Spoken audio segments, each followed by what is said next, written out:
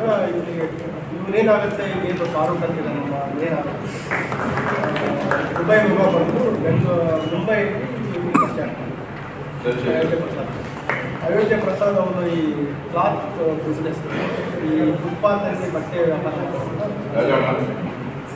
ಅವನ ಮೇಲೆ ಈ ಬಟ್ಟೆ ಕಳತನದು ಒಂದು 17ರಿಂದ 18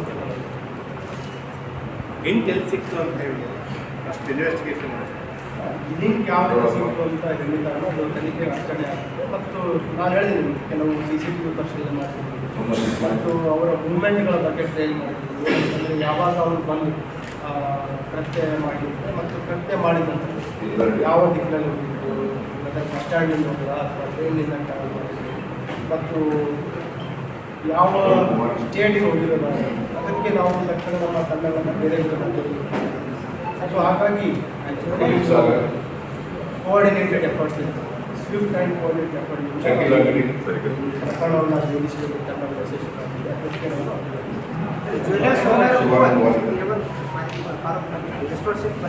ಅದಕ್ಕೆ ಇಲ್ಲಿವರೆಗೆ ನಾವೇನು ತನಿಖೆ ಮಾಡಿದ್ವಿ ಅದರ ಪ್ರಕಾರ ನಿಮಗೆ ಯಾವುದೇ ರೀತಿ ನೇರ ಸಂಪರ್ಕ ಡೈರೆಕ್ಟ್ ಪರಿಚಯ ಆಗಿರ್ಬೋದು ಅಥವಾ ಇಲ್ಲಿ ಸಂಪರ್ಕ ದೋಷ ಬಟ್ ಇವನೇನಂತಂದರೆ ವೆಸ್ಟ್ ಬೆಂಗಾಲ್ ಕಲ್ಕತ್ತದಲ್ಲಿ ಸುಮಾರು ಜನ ಈ ಗೋಲ್ಡ್ ಶಾಲೆಗಳಲ್ಲಿ ಬಿಸ್ನೆಸ್ ಮಾಡ್ತಾರೆ ಮಾಡಿ ಇಲ್ಲಿ ಅಂಗಡಿಗಳಲ್ಲಿ ಸಪ್ಲೈ ಮಾಡೋದು ಭಾಳ ಜನ ಈ ಮಲ್ಲಿಕ್ ಅಂತ ಏನು ಸನ್ನೆ ಇದೆ ಆ ಸುಮಾರು ಜನ ಇಲ್ಲಿ ಕೆಲಸ ಮಾಡ್ತಾರೆ. ಅವರ ಒಂದು ಗ್ರೂಪಲ್ಲಿರುವಂಥದ್ದು ಏನಂತಂದರೆ ಏನು ಗೊತ್ತಿಲ್ಲ ಅದರಲ್ಲಿ ಅವರು ಜಾಸ್ತಿ ಒಂದು ತುಂಬ ದೊಡ್ಡ ಮಟ್ಟದಲ್ಲಿ ಬೆಳೆದಿದ್ದಾರೆ ಅಂತ ಅವರಿಗೆ ಪ್ರಾಬ್ಲಮ್ ಮಾಡಿ ಈ ಅಂಗಡಿನೇ ಟಾರ್ಗೆಟ್ ಹೇಳಿದೆ ಒಂದು ದೊಡ್ಡ ಮಟ್ಟದ ಬಿಸ್ನೆಸ್ ಮಾಡ್ತಾರೆ. ಎರಡನೇದು ಇಲ್ಲಿ ಅಂಗಡಿಯಲ್ಲಿ ಜಾಸ್ತಿ ಹೊತ್ತು ಒಬ್ಬನೇ ಅಲ್ಲಿ ಕೆಲಸ ಮಾಡಲಿಕ್ಕೆ ಇರ್ತಾರೆ. ಸೊ ಹಾಗಾಗಿ ಆ ಎರಡೂ ಒಂದು ರೀಸನ್ ಇಟ್ಕೊಂಡು ಆ ಅಂಗಡಿಯನ್ನು ರಾಬರಿ ಮಾಡಿ ಬಿಸ್ನೆಸ್ ಮಾಡ್ತಾರೆ. ಗೋಲ್ಡ್ ಶಾಪಲ್ಲಿ ಪರಿಚಯ ಇಲ್ಲ ಬಟ್ ಗೋಲ್ಡ್ ಶಾಪ್ನ ಬ್ಯಾಕ್ಗ್ರೌಂಡ್ ಅಲ್ಲಿ ಪರಿಚಯ ವೆಪನ್ ಏನು ಡೂಪ್ಲಿಕೇಟ್ ವೆಪನ್ ಪಿಸ್ತೂಲ್ ಅದನ್ನೇ ಹೇಳಿದೆ ನಾನು. ಈಗ ಆರೋಪಿಗಳಿಗೆ ವಿಚಾರಣೆ ಮಾಡಿದ ಪ್ರಕಾರ ಪ್ರಾಥಮಿಕ ತನಿಖೆ ಮಾಡಿದ್ದು ಇನ್ನೂ 2 ಜನ ಆರೋಪಿಗಳು ಸಿಗಬೇಕು. ಅವರು ಇಲ್ಲಿವರೆಗೆ ಹೇಳಿದ ಪ್ರಕಾರ ಒಂದು ಟಾಯ್ ಪಿಸ್ಟಲ್ ಲೈಟರ್ ಗನ್ ಥರ ಒಂದು ಅದನ್ನು ಬಳಸಿಕೊಂಡು ಇವರಿಗೆ ಎದುರಿಸ್ಬೇಕಂತ ಪ್ಲ್ಯಾನ್ ಮಾಡಿದ್ರು ಮತ್ತು ಅದಕ್ಕೆ ಮುಂಬೈಯಲ್ಲಿ ಒಂದು ಕಡೆ ಖರೀದಿ ಮಾಡಿದ ಬಗ್ಗೆ ಹೇಳಿದ್ದಾರೆ. ಅದ್ರ ಬಗ್ಗೆಯೂ ಕೂಡ ಹೆಚ್ಚಿನ ಒಂದು ತನಿಖೆ ಸುಮಾರು ಒಂದು 10ರಿಂದ 15 ವರ್ಷದಿಂದ ಒಂದು ಪರಿಚಯ ಇದೆ. 10ರಿಂದ 15 ವರ್ಷ ಪರಿಚಯ ಇದೆ ಮತ್ತು ಇವನೇನು ಅಯೋಧ್ಯೆ ಪ್ರಸಾದ್ ಇದ್ದಾನೆ ಅವನ ಹೆಂಡತಿಗೂ ಹಾರ್ಟ್ ರಿಲೇಟೆಡ್ ಪ್ರಾಬ್ಲಮ್ ಇದೆ. ಸೊ ಅದಕ್ಕೆ ಇಲ್ಲಿ ಏನು KBN ದರ್ಗಾ ಬರುವಂಥದ್ದು ಮತ್ತು ಇವನು ಈ ಒಂದು ಅವಕಾಶ ಹೇಳಿದ ತಕ್ಷಣ ಅವನು ಆಸ್ಪತ್ರೆ ಖರ್ಚಿಗೆ ಕೂಡ ಆಗುತ್ತೆ ಅಂತ ಹೇಳಿ ಅಪರಾಧ ಮಾಡಿ ಕೊಟ್ಟಿದ್ದಾರೆ. ಅಂಗಡಿ ಮಾಲೀಕ ನಿಮ್ಮನ್ನೇ ದಾರಿ ತಪ್ಪಿಸಿದ ಪ್ರಯತ್ನ ಪಟ್ಟಾಗ ಕೂಡ ಅವರು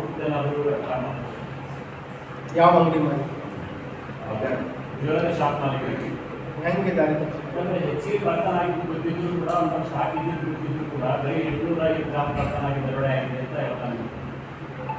ಅಲ್ಲ ಅದನ್ನೇ ಹೇಳಿದೆ ನಾನು. ಯಾಸ್ ಪರ್ ರೆಕಾರ್ಡ್ ನಮ್ಮ ಹತ್ರ ಹೇಳಿದ್ದೀವಿ. ಅವ್ರು ಏನು ದೂರು ಕೊಟ್ಟಿದ್ರು 820 ಗ್ರಾಮ್ ಅವರು ರಿಜಿಸ್ಟ್ರಲ್ಲಿ ಲೆಜರಲ್ಲಿ ರೆಕಾರ್ಡ್ಸ್ ಪ್ರಕಾರ ಕೊಟ್ಟಿದ್ರು.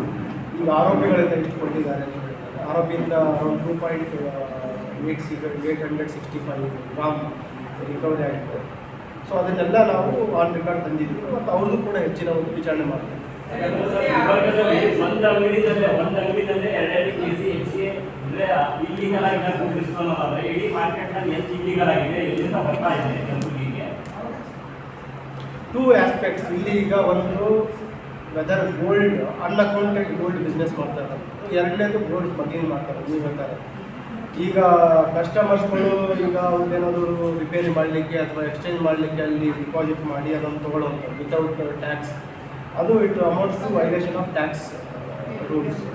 ಅದ್ರ ಬಗ್ಗೆಯೂ ಕೂಡ ನಾವು ತನಿಖೆ ಮಾಡ್ತೀವಿ. ಅದನ್ನೇ ಹೇಳಿಲ್ಲ ಏನು ಅವರು ಕೊಟ್ಟಿರೋ ದೂರಿದೆ ಮತ್ತು ರಿಕವರಿ ಮಾಡೋದ್ರ ಬಗ್ಗೆಯೂ ನಿಯರ್ಲಿ 2 kg ಅಷ್ಟು ಡಿಫ್ರೆನ್ಸ್ ಇದೆ. ಅದ್ರ ಬಗ್ಗೆಯೂ ಕೂಡ ತನಿಖೆ. ಯಾರು ಸೋಹೆಲ್ ಮೂರನೇ ಆರೋಪಿ ಸೋಹೆಲ್ ಅಂತಿದ್ದಾನೆ. ಅವನು ಈಗ ಏನು ಅಯೋಧ್ಯೆ ಪ್ರಸಾದ್ ಇದ್ದಾನೆ. ಅಯೋಧ್ಯೆ ಪ್ರಸಾದ್ ಅವನು ಅಪರಾಧ ಮಾಡಬೇಕಾದ್ರೆ ಇನ್ನೊಬ್ಬ ಬೇರೆ ಸಹಚರ ಜೊತೆ ಪ್ಲ್ಯಾನ್ ಮಾಡಿದ್ದಾನೆ. ಅವನು ಯಾವಾಗ ಬರಲಿಕ್ಕೆ ಆಮೇಲೆ ಬೇರೆ ಕೆಲವು ಸಹಚರ ಜೊತೆ ಇಲ್ಲಿ ಬಂದು ಅಪರಾಧ ಮಾಡ್ತಾನೆ. ಈ ಸೋಹೆಲ್ ಮೇಲೆ 2 ಪ್ರಕರಣ ಇದೆ. ಮೊಬೈಲ್ ಕಳ್ಳತನ ಮಾಡಿರುವಂಥ 2 ಪ್ರಕರಣ. ಅದು 2016-17 ಆಗಿರುವಂಥ ಪ್ರಕರಣ ಮುಂಬೈ. ಇನ್ನು ಇದ್ದಾರೆ 5 ಜನ ಸರಿ ಪ್ರಕರಣದಲ್ಲಿ ಆರೋಪಿ. ಈಗ ನಮ್ಮ ತನಿಖೆ ಪ್ರಕಾರ ಟೋಟಲ್ 5 ಜನ. ಈ ಆರಂಭ ಹಂತದಲ್ಲಿ ನಾವು CCTV ನೋಡಿದ ಅಂಗಡಿಯಲ್ಲಿದ್ದು 4 ಜನ ಅಂತ ಇತ್ತು. ನಮ್ಮ ಟೀಮ್ಸ್ ಕಲೆಕ್ಟ್ ಮಾಡಿರೋ ಎವಿಡೆನ್ಸ್ ಪ್ರಕಾರ 5ನೇ ಆರೋಪಿ ಬಗ್ಗೆ ಪತ್ತೆ ಆಗುತ್ತೆ. ಅವರು ಮಾಸ್ಟರ್ ಮೈಂಡ್ ಅಂತ ಗೊತ್ತಾಗುತ್ತೆ.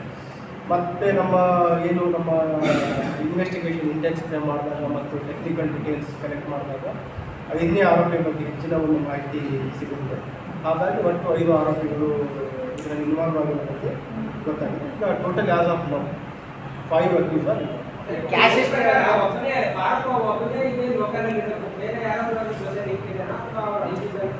ಇಲ್ಲಿವರೆಗೆ ಆಗಿದ್ದ ಪ್ರಕಾರ ಫಾರೂಕ್ ಒಬ್ಬನೇ ಕ್ಯಾಶ್ ಎಷ್ಟು ಹೋಗಿತ್ತು ಸರ್? ಅದರಲ್ಲಿ ಈಗ ಅಯೋಧ್ಯೆ ಪ್ರಸಾದ್ ಮತ್ತು ಇವರು ಏನಿದ್ದಾರೆ, ಅಯೋಧ್ಯೆ ಪ್ರಸಾದ್ ಮೂಲತಃ UP ಅವರು. UPಲಿಂದ ಕಳೆದ 1994ಲಿಂದ ಮುಂಬೈಯಲ್ಲಿ ವಾಸ ಮಾಡ್ತಾರೆ. ಟೋಟಲ್ ಕ್ಯಾಶ್ ಎಷ್ಟು? 4,80,000 ಕ್ಯಾಶ್. ದೂರು ಪಟ್ಟಿದ್ದರಲ್ಲಿ ಯಾವುದು ಕ್ಯಾಶ್ ಬಿಲ್ ಕೊಟ್ಟಿಲ್ಲ. ಈಗೇನು ಗೋಲ್ಡ್ ಮೆಲ್ಟ್ ಮಾಡಿ ಇವರು ಸೇಲ್ ಮಾಡಿದ್ರು ಕೆಲವು ಪಾರ್ಟ್ ಆಫ್ ಅದರದ್ದು ಬಂದ ಕ್ಯಾಶ್ ಅನ್ನು ರಿಕವರ್. ಸರ್ ಗೋಲ್ಡ್ ಡಿಸ್ಟ್ರಿಬ್ಯೂಟ್ ಮಾಡ್ಕೊಂಡಿದ್ರಾ ಅಥವಾ ಒಬ್ಬರ ಹತ್ರನೇ ಇದ್ರಾ? ಒಬ್ಬರ ಹತ್ರ. ಈಗೇನಾಯಿತು, ನಮ್ಮ ಟೀಮ್ಗಳು ಇಮಿಡಿಯೇಟ್ ಇನ್ವೆಸ್ಟಿಗೇಷನ್ ಆದ ತಕ್ಷಣ ಅವರಿಗೆ ಮೂವ್ಮೆಂಟ್ಗಳು ಗೊತ್ತಾದ ತಕ್ಷಣ ಅವ್ರಿಗೆ ಡಿಸ್ಪೋಸ್ ಮಾಡಲಿಕ್ಕೂ ಮತ್ತು ಡಿಸ್ಟ್ರಿಬ್ಯೂಟ್ ಮಾಡ್ಕೊಳ್ಳಿಕ್ಕೂ ಟೈಮ್ ಸಿಗ್ತದೆ. ಇವ್ರು ಮೊಬೈಲ್ ನಿರಂತರವಾಗಿ ಬಳಸ್ತಾ ಇದ್ರು ಅಥವಾ ಹೆಂಗೆ ಕಮ್ಯುನಿಕೇಟ್ ಮಾಡ್ತಾ ಇದ್ರು? ಅದ್ರ ಬಗ್ಗೆ ಹೇಳಿದ್ದಾರೆ. ಇಲ್ಲಿಂದ ಮುಂಬೈಗೆ ಬಸ್ಸಲ್ಲಿ ಹೋಗಿದ್ದಾರೆ. ಮತ್ತು ಅಲ್ಲಿಂದ ಕೆಲವು ಕಡೆ ರೈಲಲ್ಲಿಯೂ ಕೂಡ ಸಂಪರ್ಕ ಮಾಡಿದ್ದಾರೆ. ಮತ್ತು ಯಾವುದೇ ರಿಸರ್ವೇಷನ್ ತಗೊಳ್ಳಾರದೆ ಜನರಲ್ ಕೋಚಲ್ಲಿಯೂ ಕೂಡ ಟ್ರಾವೆಲ್ ಮಾಡಿದ್ದಾರೆ.